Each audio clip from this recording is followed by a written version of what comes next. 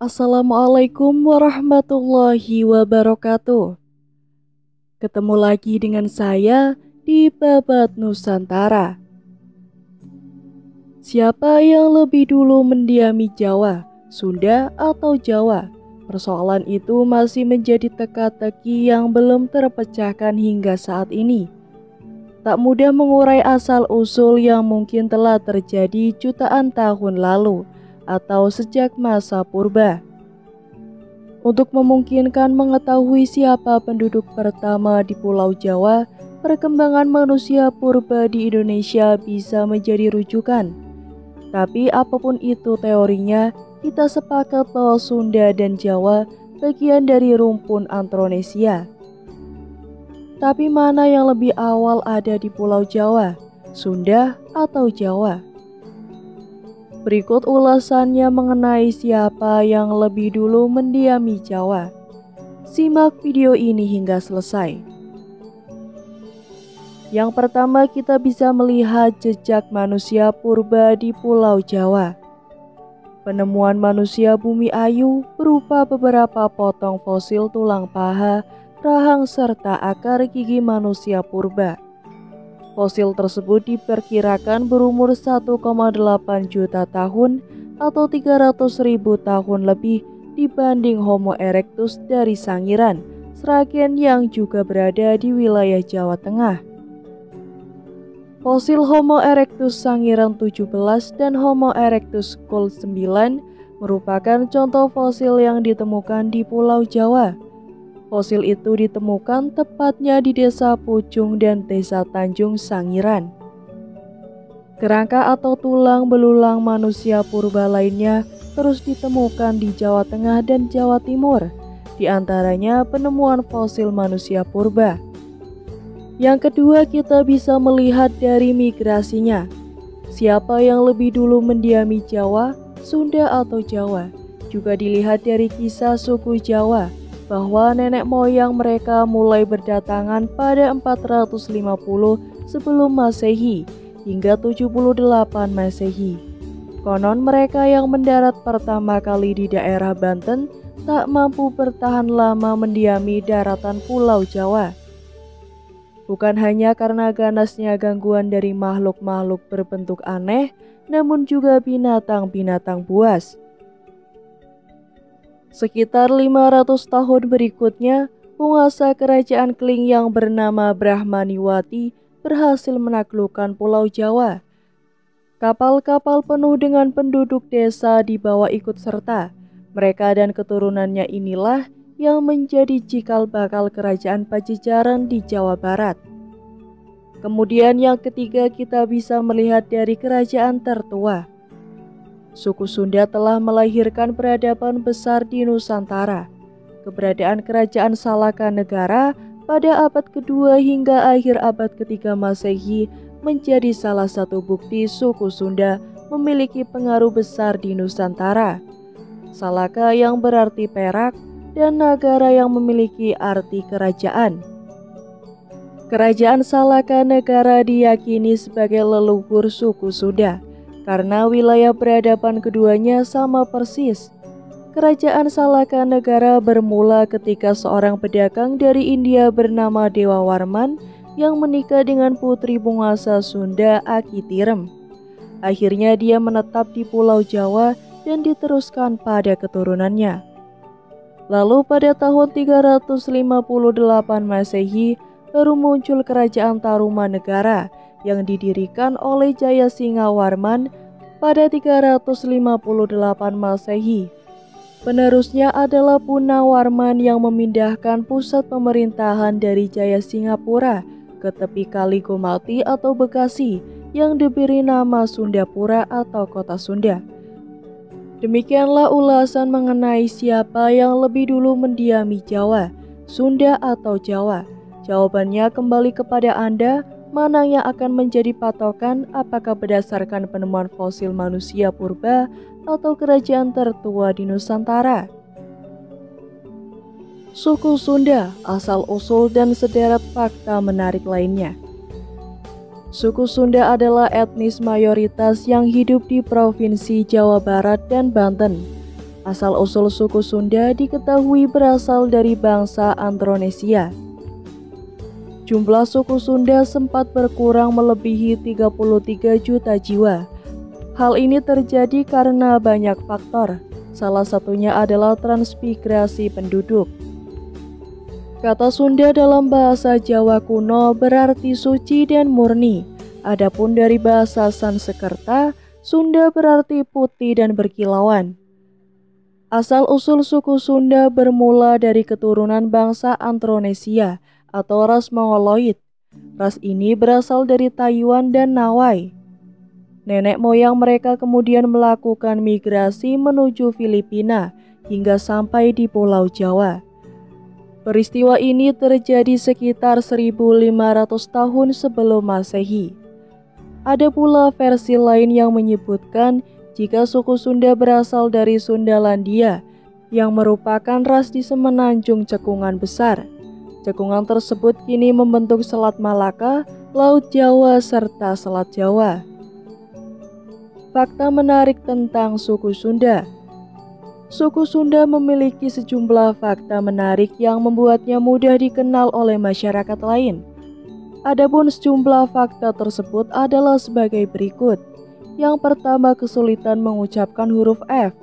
Salah satu fakta menarik dari suku Sunda yang membuatnya mudah dikenal adalah dari cara bicaranya.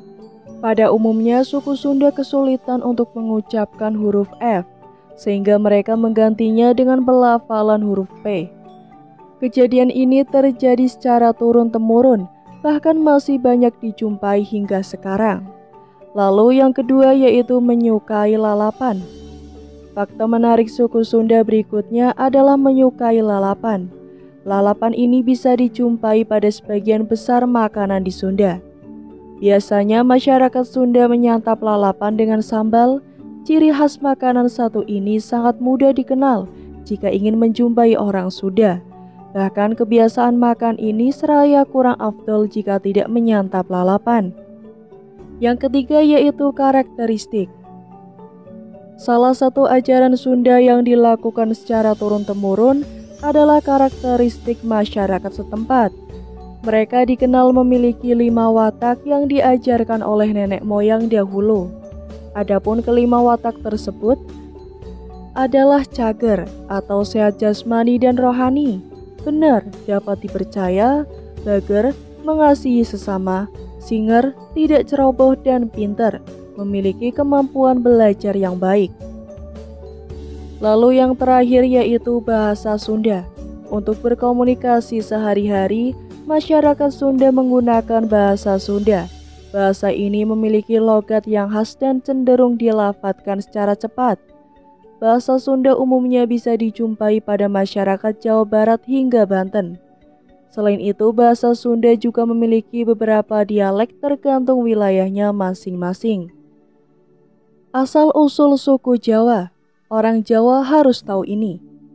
Suku Jawa adalah suku bangsa terbesar yang tinggal di Indonesia dengan jumlah sekitar 120 juta jiwa atau sekitar 45% populasi manusia di Nusantara. Bukan tak hanya tinggal di Pulau Jawa, orang-orang dari suku ini juga menyebar ke seluruh pelosok Indonesia, terutama setelah dilakukannya program transmigrasi oleh pemerintahan Orde Baru pada 4 dasawarsa silam. Asal-usul suku Jawa kini memang telah menyebar ke seluruh Nusantara, bahkan dunia. Namun tak banyak orang tahu tentang bagaimana sejarah orang asal-usul orang Jawa hingga bisa tinggal dan menetap di Pulau Jawa. Apakah memang nenek moyang suku Jawa adalah asli penduduk pribumi di sana?